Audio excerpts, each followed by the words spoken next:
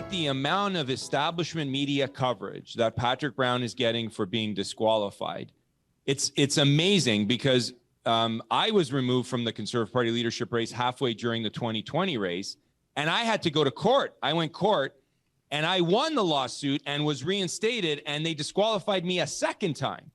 And they just basically ran out the clock, the Conservative Party, to make sure that by the time the first court case was over, I'd have to put more legal money into a second case, and the clock would run out because the race was still going on.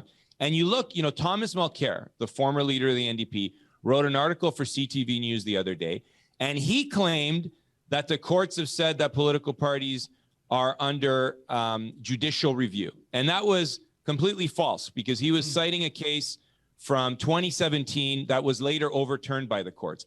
In fact, you can sue a political party. And there is a case that there's a precedent for that. And it's Karahalios versus the Conservative Party of Canada.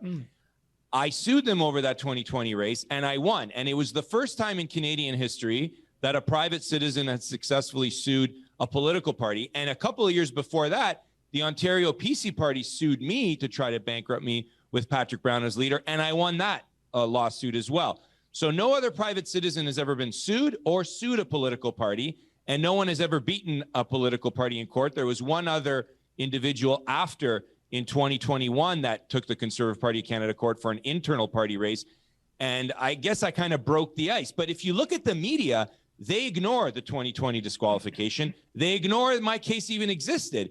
And why are they doing that? Because, the establishment media will talk about Patrick Brown because he's the kind of candidate they like, preaching left of center policies, but they don't want to talk about the fact that me with the Conservative campaign for leader in 2020, talking about axe the carbon tax, talking about integrity in the party, got removed and won in court. So I guess there's a lot to unpack there. Number one, can he sue and win? Yes, because I laid the precedent in Canadian history, and I put the proper legal theory with my team of lawyers, and we worked on it, and you can sue. It's not a judicial review.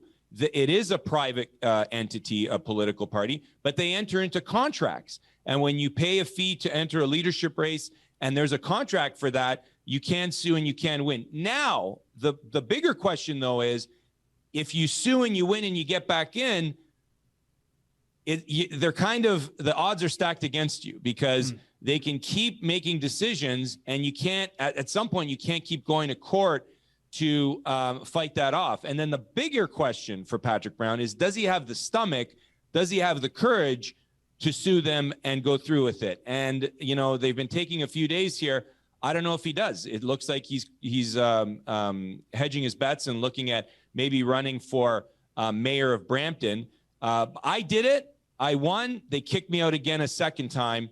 And, they've got the levers of power at their disposal, and they can keep disqualifying people over and over. But there is a precedent to win in court. It just hasn't been done very often, if at all, Dave. That's very interesting, Jim, and I do stand corrected given your success. But as you said, they threw you out again, and they basically ragged the puck until the clock ran down. So right. I guess the old adage, you can win the battle, lose the war, I suppose. But in terms of the war with Patrick Brown, I think you're right. I think probably he's subscribing to a bird in the hand being worth two in the bush. He's got to make a decision by August 19th.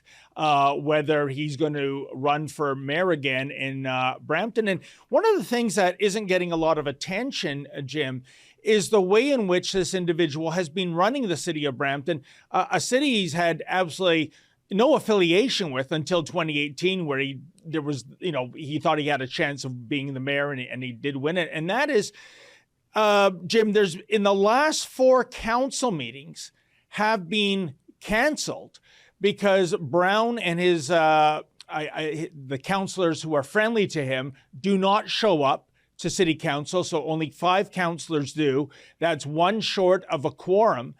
And basically, as I understand it, the reason why he doesn't want to have the council operate is that one of the orders of business is to launch forensic investigations against him and how money is being spent at the city, how hiring is being done.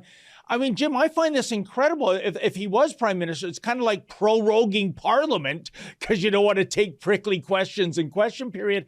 What do you make of the way Patrick Brown has run the city of Brampton.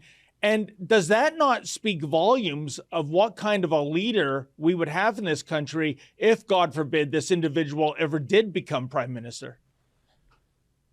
And you just summed up his record as mayor of Brampton, and there was plenty of items that you could have talked about in his time as leader of the PC party in 2016 and 2017, running up to that election in 2018. Why can't anybody beat Patrick Brown except for me? That's one question, Dave. Why can't the establishment of the PC party or the Conservative Party beat him fair and square in a race? Why couldn't they beat him for mayor in 2018? You had Nick Kouvalis and Richard Ciano and Michael Diamond, top advisors for Doug Ford. In 2018, their contribution to running someone against Patrick Brown for mayor of Brampton was to host a fancy fundraising dinner at the Albany Club for a Liberal who was running against Patrick Brown for mayor. And that didn't work out. So fundraisers at swanky events at the Albany Club are not grassroots organizing. And the PC establishment has a long history of losing outside of running a campaign in 2018 on axing the carbon tax or hiding behind COVID. So there is so much to talk about when you're in a campaign against Patrick Brown, whether it's his record leading the PC party, nominations that went sideways, that he didn't reverse into a democratic fashion, betraying voters, and now even more stuff as the mayor of Brampton. So the question is, why can't they just beat him in a democratic race? Why couldn't even Pierre's team or Roman's team or Leslie's team in the leadership talk about and debate this stuff, Patrick Brown's record, and make sure that it was an easy win? And why couldn't they stop him in 2018 when he was running for mayor? And I see Nick Kouvalis, Ford's pollster, he's, tweeting very aggressively. He loves the Twitter. He really talks tough, hiding behind the Twitter about how he's going to stop Patrick Brown running for mayor. I just don't think swanky fundraising dinners is the way to beat Patrick Brown. What you just saw was an excerpt from my nightly show, the Ezra Levant Show. Every weekday, I do a monologue. Usually it's about half an hour. Then I interview an interesting guest, and then we read my hate mail or my fan mail, whichever is more fun. It's only available behind a paywall, though. That's how we pay our bills here at Rebel News. We don't take a dime from Justin Trudeau. But the good news is it's only $8 a month, about half the price of Netflix. And in addition to my nightly show, you also get weekly shows from 4 other friends here at Rebel News. So you're getting 36 shows a month just for $8. I think it's worth it. And even if you're not quite sure, do it anyways, because we rely on viewers like you to keep us free and independent. I promise you I'll never take a dime from Trudeau. Just go to rebelnewsplus.com and click subscribe. Thanks.